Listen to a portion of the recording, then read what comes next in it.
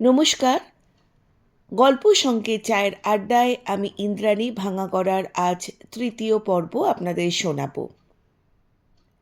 নিশান আর রাই যেন চোখে চোখেই এক অদৃশ্য যুদ্ধের ঘোষণা করে দিল, অনেকটা ইঁদুর আর বিড়ালের মতো। চেহারা দেখেই বোঝা যাচ্ছে দুজন দুজনকে সুযোগ পেলেই চেপে ধরবে।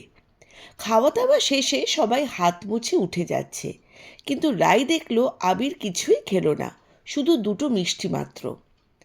বাবা, বড়লোকদের ছেলে হলে যা হয় আর কি, মনে মনে ভাবছে, আর আবিরের দিকে কটু দৃষ্টিতে তাকিয়ে আছে রাই। হঠাৎ করেই আবির রায়ের দিকে তাকালো। আচমকাই রাই ভয় পেয়ে গেল, যদিও চেহারার ভঙ্গি দেখে আবির কিছু ভাবে। একটা শুকনো ঢোক গিলে নিল রাই। তখনই আবির উঠে দাঁড়ালো আর রায়ের দিকে এগোতে শুরু করলো। রায়ের তো প্রাণ প্রায় বেরিয়ে যায়, এইদিকে কেন আসছে? কপাল থেকে ঘাম প্রায় ছোটার উপক্রম। ক্রমেই আবির রায়ের দিকে এগোচ্ছে, আর রাই ভয় কাচুমাচু হয়ে যাচ্ছে। আবির যখন রায়ের খুব কাছে, তখন রাই ভয়ে ভয়ে চোখ বন্ধ করে বলল, হে গড, গড, প্লিজ আমাকে তুমি বাঁচিয়ে দাও। আমাকে যেন আর কিছু না বলে, জীবনে আর কোনোদিন কাউকে কিছু বলবো না, প্লিজ প্লিজ প্লিজ। পরক্ষণেই রাইয়ের নাম ধরে কে যেন ডেকে উঠল, এই রাই, চোখ বন্ধ করে অমনি করে দাঁড়িয়ে আছিস কেন রে? রাই ভয়ে ভয়ে চোখ খুলে দেখলো সবাই ওর দিকে তাকিয়ে আছে, অথচ আবির আশেপাশে কোথাও নেই। রাই তাড়াতাড়ি আশেপাশে ঘাড় ঘুরিয়ে দেখলো তার ঠিক পেছনে যে দরজাটা রয়েছে, সেইখানে বাইরে যে বেসিনটা রয়েছে ওখানে আবির হাত ধুচ্ছে। এটা দেখে রাইয়ের একটা বড় নিঃশ্বাস পড়ল, অনেকটা প্রশান্তির নিঃশ্বাস। কিন্তু হাসি আর প্রশান্তি বেশিক্ষণ আর স্থায়ী হলো না, কারণ বাকিরা সবাই তখন ওর দিকে তাকিয়ে রয়েছে। ও ও ও কিছু না, এমনি চোখ বন্ধ করেছিলাম। ওর আন্টি তো বলেই উঠল, এই এই নে তোয়ালেটা, আবিরকে দিয়ে দে তো এটা। রাই মাথা নেড়ে ঘুরে তাকালো, আবির হাত ছাড়তে ছাড়তে আসছে ওর দিকে। ও দরজার কাছে আসতেই রাই তোয়ালেটা এগিয়ে দিল, কিন্তু আবির ওকে এমনভাবে অগ্রাহ্য করল যেন রাইকেও দেখতেই পায়নি। আর রাইকে পেছনে ফেলে এগিয়ে ও নিজের যথাস্থানে গিয়ে বসল। রাই মূর্তির মতন দাঁড়িয়ে তো হাঁ করে রইল। ইগনোর করা? রাইকে ইগনোর করা? এত বড় সাহস! আচ্ছা, আমিও দেখে নেব। রাই ঘুরে তাকালো আবিরের দিকে। সে তার বাবার সাথে কথা বলছে আর মায়ের হাত থেকে দেওয়া তোয়ালেতে হাত মুছছে। রাই তো একদম ভীষণভাবে অপমানিত। বেটা, তোকে আমাকে যতটা ভালো ভেবেছিলাম, ভদ্র ভেবেছিলাম, এখন তো দেখছি তোমার থেকে নিশান অনেক গুণে ভালো, মনে মনে বলতে লাগলো রাই। পাশ থেকে কে যেন রাইকে আস্তে করে বলল, এই রাই। নিশানের দিকে তাকাতেই নিশান হেসে তোয়ালেটা চাইল। যেহেতু এই মুহূর্তে রাই আর জ্বলন্ত আগুন না হয়ে এখন একটু ঠান্ডা হয়েছে, তাই তোয়ালেটা দরজার দিকে পাশের টেবিলে ফেলে রেগে মেগে হন হন করে রুম থেকে বেরিয়ে গেল। নিশান তো অবাক, কি হলো? পেছনে আবির বিষয়টা খানিকটা লক্ষ্য করেছিল। বাইরে এসে রাই উঠোন জুড়ে ঘুরছে আর নিজের মনেই বকবক করে যাচ্ছে, বেটা, ক্রাশ যাক আমার ধান খেতে, এত ভাব কিসের তোর?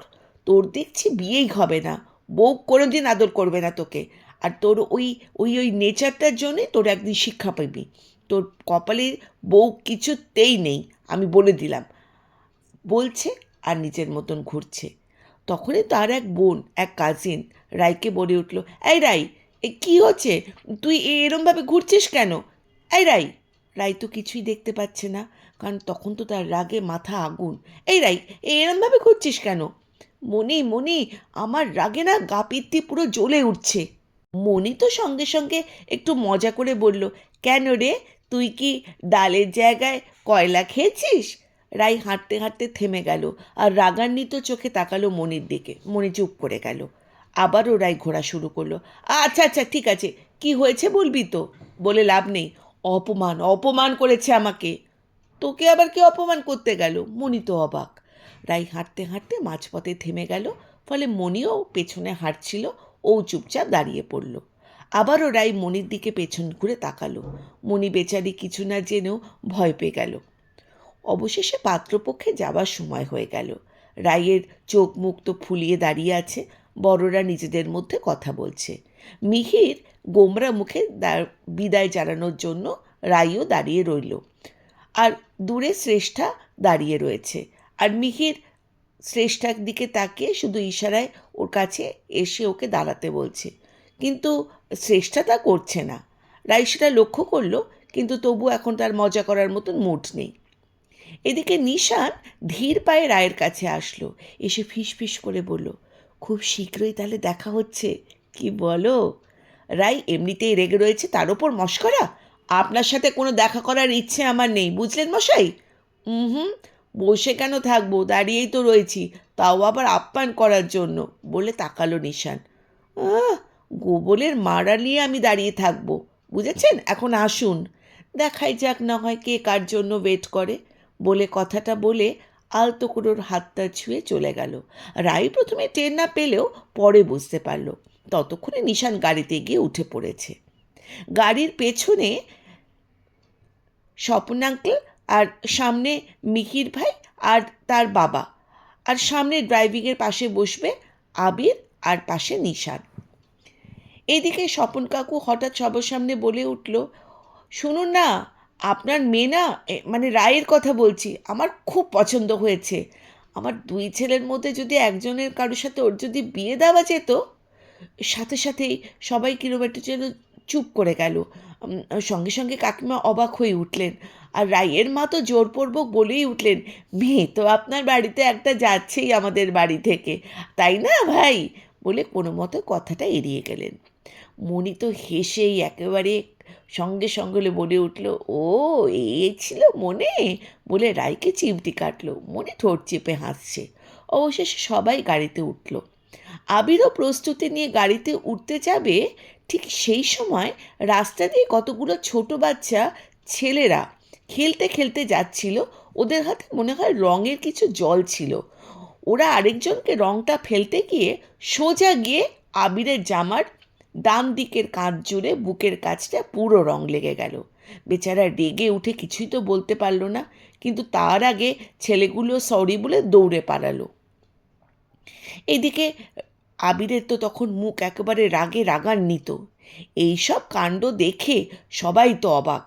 এদিকে আবিরের ওপর নিশ্চয়ই রেগেছিল রাই, কিন্তু রাইকে যেই শুনলো আবিরকে ওরা আঙ্কেল বলেছে, রাই আর কিছুতেই তার হাসিটা চেপে থাকতে পারল না। সরি আঙ্কেল, হা হা হা, বলে রাইয়ের তো প্রচণ্ড হাসি। রাইয়ের মা সঙ্গে সঙ্গে বলল, বাবা তুমি প্লিজ রাগ করো না, ওরা বাচ্চা তো। পুরো শেষ কথাটা বলতে না পারলেও পেছন থেকে অট্ট হাসিতে ফেটে পড়ল রাই, হো হো করে হেসে উঠল। এইদিকে সবাই তো ওর দিকে তাকিয়ে রয়েছে, আর চোখ রঙিয়ে রায় রয়েছে, কিন্তু বেচারি হাসিটা কিছুতেই থামাতে পারছে না। গাড়ির ভেতর থেকে স্বপ্নাঙ্কেল বলে উঠলেন, কাজের কাজ হয়েছে, সবসময় মুখটা ওরকম করে থাকলে ওই বাচ্চারাই তোর মুড একদিন কোনদিন উড়িয়ে দেবে, বলে উনিও হাসতে লাগলেন। বাবা, কঠোর কণ্ঠে আবির বলে উঠল। রায় কোনো মতে নিজের হাসিটাকে চেপে সোজা হয়ে দাঁড়ালো। সঙ্গে সঙ্গে আমার কাকিমণি বলল, বাবা রাগ করো না, একটা কাজ করো, বরং একটু ভেতরে এসে পরিষ্কার করে নাও। আবির বলতে গেল, না না ঠিক আছে, আর মুখে চরম বিরক্তি। তারপরে কি মনে করে বলল, আচ্ছা ঠিক আছে, আমি যাই, আদারওয়াইজ গাড়িতে রং লেগে যাবে। নিশান বলে উঠল, বাবা তোমার গাড়ি দামি না ভাই বেশি দামি গো? তখন বাবাও বলে উঠল, আমার গাড়িটা অনেক বেশি দামি বাবা। সবাই তো হেসে উঠল। রাই আরও জোরে জোরে হাসতে শুরু করলো। রাবির তো রাগে দৃষ্টিতে মাটির দিকে তাকিয়ে। রাইয়ের মা বলল, তুমি বাদ দাও তো আবির, যাও গিয়ে ধুয়ে নাও। এদিকে সবাই বলল, রাইমা একটু ওকে জানা নিয়ে ভেতরে সাহায্য করে দে না একটু। আমিও সঙ্গে সঙ্গে পেছন পেছন যেতে লাগলাম। নিষেধ করার আর উপায় তো নেই। আবির হাঁটতে লাগলো, আর আমিও হাত পা নিচু করে ওর পেছন পেছন যেতে লাগলাম। মিটিমিটি হাসছি আর ভাবছি, বেশ হয়েছে, খুব দর না তোমার, ঠিক হয়েছে, বাচ্চাগুলো ঠিক করেছে। তাকে নিয়ে বাসার ভেতরে বেসিনের সামনে এসে দাঁড়ালাম। উনি হাত বাড়িয়ে বেসিনের কল ধরতে গেলেন। 1 মিনিট, বলে তাকে থামালাম। আর আমি কলটা ছেড়ে দিলাম, নইলে পুরো রং তো গিয়ে পরিষ্কার তো হবেই না, উল্টে আরও রং লেগে যাবে। উনি ভাব দেখিয়ে এক হাত দিয়ে জল দিয়ে টি শার্টটা মোছার চেষ্টা করলেন, কিন্তু হায় রে ভাগ্য, রং উঠবে কি, উল্টে তার হাতে থাকা যে রংটা লেগেছিল সেটা আরও লেগে গেল টি শার্টে। এই জন্যই আর কিছু না ভেবে আমি ভাবলাম আমাকেই হেল্প করতে হবে। আমি ফিক করে একটু হেসে বললাম, আপনি একটু ওয়েট করুন, আমি আপনাকে হেল্প করছি, একটু দাঁড়ান। এই বলে সে হাতে সাবান মেখে আবিরের দুহাত ধরে সাবান লাগিয়ে দিতে লাগলো। আর এইদিকে আবির এখনও চোখ মুখ কুঁচকে রায়ের দিকে তাকিয়ে আছে। রায় খুব হাসি খুশি স্বভাবের, ওর মুখে এক চিলতে হাসি সর্বদাই বিরাজমান। আবির সেই হাসিটাকেই যেন কতক্ষণ ধরে দেখল। যেহেতু রায়ের খুবই কাছের, তাই ও খুব ভালোভাবে পর্যবেক্ষণ করলো আবির। আবিরের হাত দুটো ভালো করে পরিষ্কার করে ধুয়ে দিল রায়। তারপর হাতে জল দিয়ে টি শার্ট আর বুকের দিকটায় রং দিয়ে মুছোতে লাগলো। একটু একটু করে জল দিয়ে ওঠাচ্ছে, আর রায় কিছুটা ইতস্তত করছে, কারণ বারংবার আবিরের স্পর্শ করাটাও তার জন্য একটু অস্বস্তিকর মনে হচ্ছিল। কিন্তু তবুও সে দিচ্ছে। বারবারই একটা অজ্ঞাত মেয়ের স্পর্শে আবিরেরও যেন ঠিক অতটা ভালো লাগছিল না, কিন্তু নিষেধও করছে না। যেন অনেকটাই রাইও ভুলে গেছে যেন ওর এখন হাত পরিষ্কার, এখন আবির ইজিলি নিজের জামাটা পরিষ্কার করতে পারে, কিন্তু সেটা ওর মাথাতে তখন কাজই করেনি, তাই ও ওকে হেল্প করেই যাচ্ছিল। শার্ট আর রং পুরোপুরি তো যায়নি, তবে কোনো মতে খানিকটা উঠেছে আর কি। রাই হাত ধুয়ে আবিরের দিকে এক পলক তাকালো, দেখলো টি শার্টের কলারের দিকে একটু গলার কাছে দু একটা ছিটে লেগে আছে। স্বাভাবিকভাবেই রাই চটজলদি করে হাতে জল দিয়ে মুছতে যেই গেল, মুহূর্তের মধ্যেই বাঘের থাবার মতন আবির রায়ের হাতটা চেপে ধরে ফেলল। আচমকাই রায় বিস্মিত হয়ে আবিরের দিকে তাকায়। আবির খুব তীক্ষ্ণ দৃষ্টিতে রায়ের দিকে তাকিয়ে একটু একটু করে ওর দিকে এগোতে লাগলো। বিস্ফারিত চোখে আবিরের দিকে তাকালো রাই, কিন্তু আবির পুরো ভাবলেশহীন। রায়ের দিকে এগোচ্ছে আর রাই পেছোতে লাগছে। এক পর্যায়ে প্রায় দেয়ালের সাথে ঠেকেই গেল। কি কি কি হচ্ছেটা কি? ছাড়ুন আমার হাত। আবির ততই এগোচ্ছে। এক পর্যায়ে রাই এর প্রায় মুখের সামনে এসে থেমে গেল। এতই যখন ভয় তো হাসছিলে কেন? এই প্রথম আবির রাইয়ের সাথে কথা বলে। রাই অনেকটা অপ্রত্যাশিতভাবে তাকিয়ে রইল। আবিরের কণ্ঠটা শুনতে একদম কোনো রেডিও আর্জের মতন শোনাচ্ছে। ভীষণ অ্যাপেলিং, ভীষণ হ্যান্ডসাম, প্রচণ্ড অ্যাট্রাকটিভ। ভয়? আপনাকে আপনাকে আমার ভয় পেতে বই গেছে, বলে রাই মুখের ওপর মুখটা ঘুরিয়ে নিল। তাই নাকি? বলে একটু একটু করে রায়ের দিকে এগোতে শুরু করলো আবির। রাই আবারও বিস্ফারিত চোখে তাকিয়ে সাথে সাথে ওর বুকে এক হাত দিয়ে ওকে আটকালো। কি অশুভতা এসব, দূরে যান, বলে ঠেলে সরিয়ে যেতে লাগলো। কিন্তু উল্টে আবির ওর হাত আরও চেপে ধরে বলল, আহ, লাগছে তো, ছাড়ুন। আবির তীব্র চোখে রাইয়ের নুইয়ে যাওয়া চেহারাটা দেখে এক চিলতে পরিমাণ হেসে রাইয়ের মুখের সামনে পড়া চুলগুলোর দিকে লক্ষ্য করে ফু দিল। একদিকে ব্যথা লাগছিল হাতে, অন্যদিকে আবিরের এরকম কাজ। রাই কষ্টমাখা চেহারায় আবিরের চেহারার দিকে তাকালো।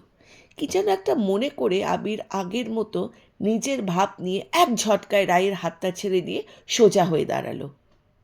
নিজের অবাঞ্ছিত হাসি নিয়ে আমার থেকে দূরে থাকবে, বলে ঘুরে দাঁড়ালো আবির।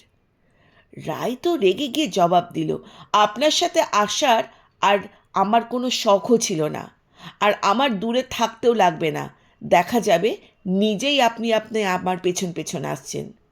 আবির বাঁকা হেসে ঘুরে তাচ্ছিল চোখে রায়ের দিকে পেছনে তাকিয়ে বলল, তোমার পেছনে? সত্যি? কোন দিক থেকে তো দেখে কোহিনূর মনে হচ্ছে না, বলে ভ্রুটা উঁচু করলো আবির। রাই আরও ক্ষেপে গেল। কোহিনূর না সবার কপালে থাকে না, বুঝেছেন? সবাইকে নিশান ভেবে বসে থেকো না, জিন্সের পকেটে বাম হাতটা ঢুকিয়ে বলল। রাই থ মেরে গেল। কি বলতে চান আপনি? নিশান আমার পেছনে ঘুরঘুর? ওকে শেষ করতে দিতে না দিতেই বলল, নিজেই যখন বলছো তুমি। শাট আপ, বলে উঠল রাই। আর যাই হোক, আবির কখনো নিজের সামনে কারো গলা উঁচু আওয়াজ শুনতে পারে না। গিয়ে রাইয়ের মুখ চেপে ধরল। তোমার ধমক শোনার জন্যই নিশ্চয়ই আমি এখানে আসিনি। রাইয়ের হাত ঝাড়া দিয়ে সরিয়ে দিয়ে বলল, আপনার মতো নীচ চিন্তাধারার মানুষ শুধু আপনিই পারেন অন্যকে কষ্ট দিতে। নিজের ভাইয়ের সম্পর্কে এই ধরনের মন্তব্য করতে আপনার খারাপ লাগছে না? ছি ছি ছি, আপনার সাথে যার ভাগ্যে রেখা মিলবে না, তার জাস্ট কষ্টই জুটবে সারা কপাল। পোড়া মুখ মানুষ হবে সেই, বলে রাই হন হন করে ঘর থেকে বেরিয়ে গেল। আর আবির এক হাত দিয়ে চেষ্টা করলো রাইকে আটকানোর, কিন্তু রাই ততক্ষণে অনেকক্ষণ বেরিয়ে গেছে ঘর থেকে। ভেজা সিক্ত চোখ দুটো খুলে তাকালো রাই। তবে এই অন্ধকারে চোখ খোলা আর না খোলা একই কথা। আবির এখনও ওকে জড়িয়েই শুয়ে আছে। সেই প্রথম দেখার ঘটনা মনে করেই রায়ের খারাপ লাগার পরিমাণটা আরও বেড়ে গেল। আস্তে করে নিজের ওপর থেকে আবিরের হাতটা সরিয়ে নিল রাই, আর ওর থেকে দূরে সরে গেল। এই মুহূর্তে আবির জেগে থাকলেও নিশ্চয়ই ওর হাতটা সরানোর সুযোগটা রাই পেত না। বদলে আবির আরও ক্রূরভাবে ওকে নিজের দিকে টেনে নিত। উঠে খাটের হাতে হেলান দিয়ে বসল রাই, আর নিজের মাথা দুটোকে চেপে ধরল। কিচ্ছু ভালো লাগছে না তার, আর তার দু চোখ চোখে ঘুম আসছে। মাথায় কি ব্যথা করছে নাকি? রাই চমকে ওঠে। আপনি ঘুমোননি? আবির রায়ের ডান হাতটা ধরে নিজের কাছে বুকের ওপর আগলে দিয়ে মাথায় বিলি কাটতে লাগলো। হাত তো সরিয়ে দিলে, ঘুমটা আর আসবে কিভাবে বলো? রাই অস্বস্তিতে চোখ বুজে নিল। আপনার মনে হয় আমার সাথে সংসার করলেই আমি আপনার হয়ে যাব, সবটা এতই খুব সহজ না? আবির হালকা হেসে বলল, আলাদাভাবে তোমারকে আমার নিজে থেকে ভাবার তো কোনো কারণ নেই। রাই বুঝল না বিষয়টা ঠিক কী প্রসঙ্গে বলল। রাইয়ের কানে অনবরত আবিরের শ্বাস প্রশ্বাস শব্দটা আসছে। তুমি কখনো নিজের শরীরের একটা অঙ্গকে আলাদাভাবে বাইরে থেকে এনে জোড়া লাগাতে পারবে বলো? পারবে কোনো দিন? রাই কপাল কুঁচকে ভাবতে লাগলো এসব কি বলছে, কিন্তু রাইয়ের মন চাইছে না এসব প্রশ্নের উত্তর দিতে, তাই ও চুপ করে রইল। এদিকে আবির পুনরায় প্রশ্ন করল, বলো। রায় বিরক্ত সুরে বলল, কী সব বলছেন? নিজের শরীরের অঙ্গকে বাইরে থেকে কিভাবে আনা যায়, যেখানে সেটা ইতিমধ্যেই আপনারই হয়ে রয়েছে? আমি আনবোটাই বা কী করে? আপনার কাছেই আছে এইসব। এটাই জানতে চাইছিলাম। আবির হাত দুটো থেমে গেল। মাথা থেকে হাত সরিয়ে আবির রায়ের দিকে গেল। তুমিও তো তার ব্যতিক্রম ছিলে না, শুরু থেকেই আমারই তো ছিলে তুমি, তাই না বলো? রায় স্তব্ধ হয়ে গেল আবিরের এই কথায়। আবির পুনরায় ওর মাথায় বিলি কাটতে শুরু করলো। এইসব কথা হতে হতে রায় যে কখন ঘুমিয়ে গেছে তা সে নিজেই জানে না। সখী, ভালোবাসা কি এতই সোজা? এই দেখো না নিজেকেই, মানতেই পারছো না, আর এই দেখো আমাকে, ছাড়তেই পারছি না। আবির জন্যই কথাগুলো ছড়িয়ে দিল, যদিও এর প্রত্যুত্তর দেওয়ার মানুষটা আপাতত গভীর ঘুমে। অপেক্ষা করাটাও নাটকীয়। এক ফোঁটা শান্তির ঘুমের আশায় চোখ দুটোর পাতা এক করে দিল আবির। একা একা কথা বলে নিজেকে পাগল প্রমাণিত করার চেষ্টা করল। সকালে অনেক শব্দ কানে আসায় ঘুম ভেঙে গেল রাইয়ের। তৃপ্তি ঘুমটুকু বিসর্জন দিয়ে ঘুম লেগে আসা চোখ দুটো পিটপিট করে খুলল। আবিরও শব্দের জন্য চোখ মুখ কুঁচকে ঘুম থেকে জেগে উঠল। কি হচ্ছে কি, বলে রাই চোখ মেলে ডলতে লাগলো। আবিরও এখন রাইকেই জড়িয়ে রয়েছে। আমার বিয়ে লেগেছে, বলে আবির রাইয়ের চুলে মুখে গুজে আবারও ঘুমোতে গেল। রাই আর চোখে দেখল 3 দিন আগে বিয়ে হয়েছে, আবার বলে কিনা আবার বিয়ে হয়েছে। কী রে বাবা? আবির ওভাবেই বলল, মন ভরে না। বাড়ির মানুষে জানে আমার বউ আমাকে পছন্দ করে না, তাই আমার আবার বিয়ে দেবে। রাই মুখ বেঁকিয়ে বলল, লাভ নেই, বউ পাল্টালেই কি কপাল ঘুরবে, যেখানে ছেলেটাই নিজেই একটা আসল ভাঁড়। আবির চুলের মধ্যে থেকে মুখ তুলে বলল, ভাঁড়? আর নয়তো কি, চোখ ছোট ছোট করে বলল রাই। যেটা নিজে বোঝেন সেটাই ঠিক, আর বাকি মানুষরা সব ভুল তাই তো? আবির রাইয়ের কোমর ধরে নিজের দিকে ঘোরালো। আমি খুব নিখুঁতভাবে চিন্তা ভাবনা করেই তারপর সিদ্ধান্ত নেই, আর তোমাদের মেয়েদের মতন না বুঝে চিৎকার করি না। রাই প্রথমে রাগতে গেলেও মুহূর্তে শান্ত হয়ে গিয়ে বাঁকা ঠোঁটে হাসল। আমি যদি চিৎকার করা শুরু করি আপনি টিকতে পারবেন? আবির আর চোখে তাকালো। সকাল সকাল তোমার মতন শালিকের মতন গলা শোনার থেকে না শোনাই আমার ভালো গো। কি কি কি বললেন? আমি শালিক? চিৎকার করে উঠল রাই। সামনে সোম আবিরের চোখ দেখে বলল, একদম বাজে কথা বলবেন না। রাই বাঁকা চোখে তাকালো। একটা দুষ্টু বুদ্ধি এলো মাথায়। রাই আবিরের কানের সামনে গিয়ে চিৎকার করে বলে উঠল। সাথে সাথে আবিরও ওকে ছেড়ে কান চেপে ধরল। এই ফাঁকে রাই হেসে উঠে যেতেই আবির ওর হাত দিয়ে টেনে আবার ওর কাছে টেনে দিল। তোমাকে টিয়া বলে ডাকি, শালিক না। রাই হেসে ওঠে। তো এখন থেকে শালিক বলে ডাকবেন, বলে আবারও চিৎকার করে যেতেই রাবি ওর মুখ চেপে বলল, ভালোটা ভালো লাগে না তাই না? রাই করে আওয়াজ করতে লাগলো। আবির চোখে দুষ্ট হাসি নিয়ে রাইকে বলল, ইউ নো হোয়াট? রাই ভ্রু চোখে তার দিকে তাকালো। আবির ওর মুখ থেকে হাত সরিয়ে বাঁকা হেসে বলল, তোমার মুখ বন্ধ করার উপায় আমার জানা আছে, কিন্তু এই বাসি মুখে সেটা অ্যাপ্লাই করতে চাইছি না। রাই 1 সেকেন্ড বোকার মতন তাকিয়ে রইল। ছি, আপনি যে কি না পিশাচ! বলে রাই উঠে গেল, আবিরের থেকে সরে গেল। আর ওপরে গিয়ে বলল, কি পিশাচ? আমি পিশাচ হয়ে গেলাম? রাই মাথা নড়ল। হ্যাঁ, বোঝাচ্ছি পিশাচ কি জিনিস। বলে আবির মুখ এগিয়ে যেতেই রাই মাথা ঘুরিয়ে নিল, আর আবির রাইয়ের থুতনিতে একটা কামড় বসিয়ে দিল। আহ, রাক্ষস একটা! বলে নিজের থুতনিতে হাত দিল রাই। তুমি? আবিরের কিছু বলার আগেই দরজায় কড়া নাড়ল কেউ। দুজনেই চমকে তাকালো দরজার দিকে। রাই, এই রাই, দরজা খোলো। ভাঙা গড়ার আজ 3য় অধ্যায় এখানেই সমাপ্ত। আপনাদের কেমন লাগলো আপনাদের অমূল্য মতামত জানাবেন, আর যারা নতুন আমার এই চ্যানেলটা দেখছেন প্লিজ সাবস্ক্রাইব করবেন। ধন্যবাদ।